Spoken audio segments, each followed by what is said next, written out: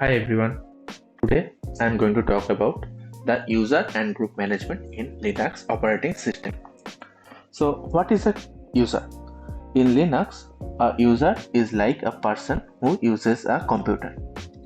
Each user has a unique username and their own workspace, directories, files, settings, permission, etc. Each and every user has a unique environment.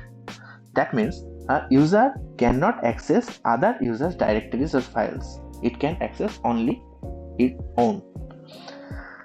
But except for the root user. A root user is the in a Linux system is a super user. It has the administrative roles and it has access to every other user's files or directories by default. But we can change this access through permissions, but we will talk about that later. So basically, there are two types of users in Linux. These are, I just talked about it, root user and the normal users. But there are another type of user is there which actually does the system specific activities. We call them system users. Now, what is a group? A group in Linux is like a team that helps manage permissions for multiple users at once. It makes it easier to control who can access files and resources. Groups are very useful because instead of giving individual permission, we can assign the permission to a group, and any user that belongs to the group automatically gets those permissions. Suppose there is a developer group and you create 3 users like user 1, user 2, user 3, and you add the three users to the developers group. And now if the developer group has access to a project folder, all the 3 users, user 1, user 2, user 3, can access it without needing individual permissions. That is the point. Now there are two types of group. One is primary group. In primary group, what is primary group? Each user belongs to a main group by default. When we are creating the user, a main group has been created by the Linux itself, and it is called the primary group of that user. And the secondary group is that any other group we create manually and add that user to that group. That group becomes the secondary group to that user. Now, how to create a user? So to create a user, first we need to have the root privilege. We can use either sudo or you can switch the user to the root user, but it is recommended to use the root user only when we are actually doing the user and group management. So to create an user, we can use the command useradd. Let's say username is user1. Let's say this user1. Okay, now the user is created. Now how can we see the user is created? We can use the tail command. We can give this command tail space -n5, that will and we can see the created users in this file etc passwd. And this is the passwd is the file which has the list of the users in the Linux system currently. And with the tail command and with the -n5, we can see actually the last 5 lines of this file. So if we give the command, you can see that it is showing the last 5 lines of the passwd file. Passwd file is in the etc folder, and you can see that user1 has been created, and it has actually 7 spaces separated by colons. Anyway, we are going to talk about it. But if we create an user like this, all these things will come by default, and we can actually customize these things. Like we can give the command user. If suppose we are creating another user, we can give the command -u. See, this is the user ID of the user1. This is a unique ID that is used to recognize the user by the Linux operating system. Basically, Linux operating system will know that the user that has 1001 user ID is the name of the user 1. So we can give this command, and we can also give our own user ID. Normally, if we create user 2, the user ID would be 1002 by default, but we are changing it through the -u command. And it is the group ID. I am coming to that, and it is called the description space. Now here we can give a description to the user 2 that I am going to create. We can give it as a Linux admin. See, by default this space is clear, not used, but we can give a description by giving the command -c option. Anyway, by giving the next part is the home directory of the user1, which is by default /home/user1.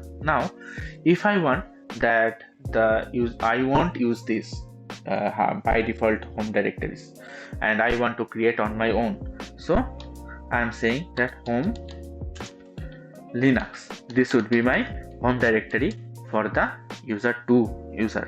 So I can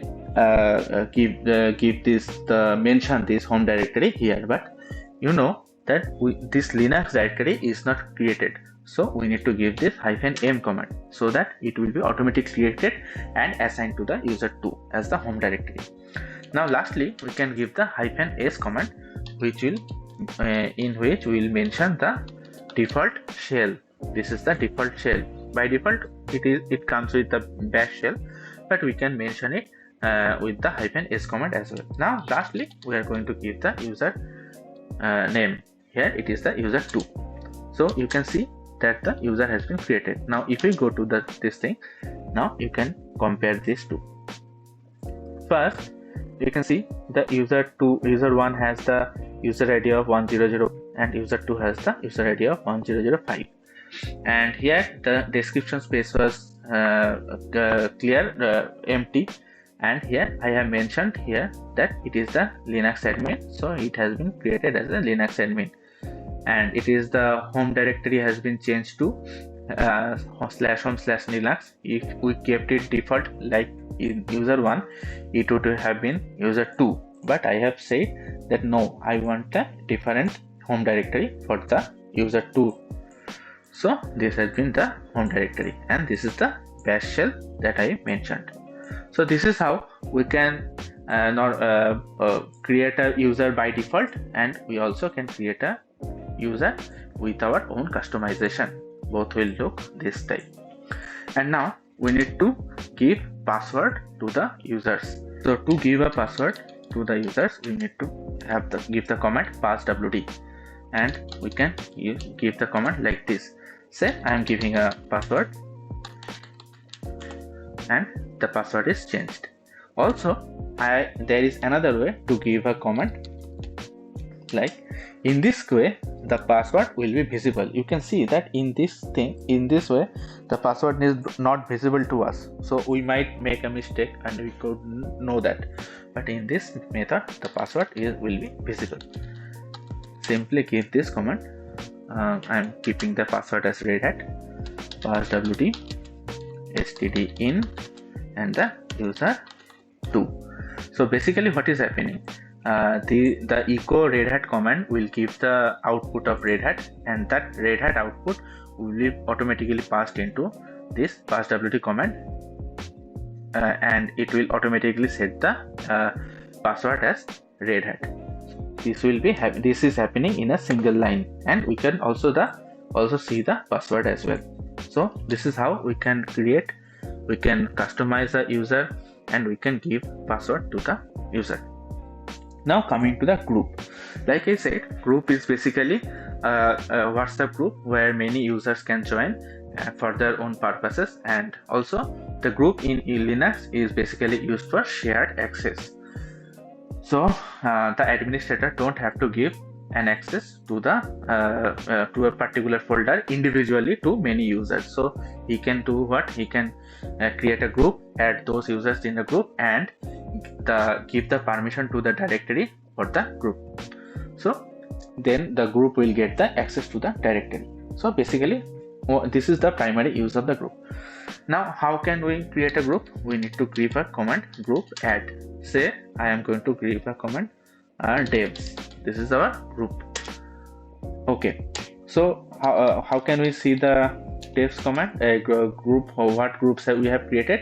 Again, we are going to give the -n, and this time we'll go to the group file, which is in the etc file. Like this, the tail command will show the last 5 lines of the group file, and see the devs command has created. But now you can see that there is 2 groups named user1, and this is the group ID. This is the user2, this is the group ID of the user2. What is this? This is the primary group for the user1 and 2. Okay, the primary groups are the groups that automatically created when we create a new user. It automatically gets created, and the secondary group that I have created is called a secondary group, and I need to manually add these groups, user1 and user2, to the devs group. So the devs group will become secondary group to the user1 and user2. That is the point. So how to add a user to a group? We can use the command usermod. We need to give a, b, g for capital letter G for secondary group, and we need to give the group name, and we need to mention the user we want to add. So again I am going to add the user2. Now if I again give this command, see the users has been added to the groups, like that. Here the users were not added to the groups, and here you can see the groups users has been added to the groups. Now you can delete a user with the userdel, but we need to give a option here -r. So basically what is happening, when a user is created, if I go to the home directory, you can see that I'm going to the /home directory, and if we give the command ls, that you see that there is a group called home directory that we have mentioned here, where it was mentioned that user1 has the home directory of home user1, and user2 has the home directory of home Linux, home user1 and the home Linux. And you can see that this is the home directory of user1 and this is the home directory of user2. And if we give the command userdel user1, like userdel user1, like this one, userdel user1, what will happen? The user will be created, but this home directory will not be deleted. Through userdel user1 command, the user1 home directory will not be deleted, but the user will itself be deleted. And if I give this here user2, then the user2 will be deleted, but this home directory will not be deleted. But if I give the option -r, it will delete the home directory as well, and we want that, because when we are deleting a user, we want that the user home directory is also deleted. If we don't want that, we don't give the command option -r, but normally we want that. So I'm giving this option, and you can see that the Linux home directory is gone because I gave the -r command. So this is how we can delete a group through the groupdel command. Okay, the group has been deleted. We can see this guy by giving this command again, and you can see that the devs group was missing. Here it was showing devs group, and here it is not showing because I have deleted with the groupdel command. So this is basically the user and group management in the Red Hat Linux system, and this is how can we create, manage and delete groups and users. So thank you for watching.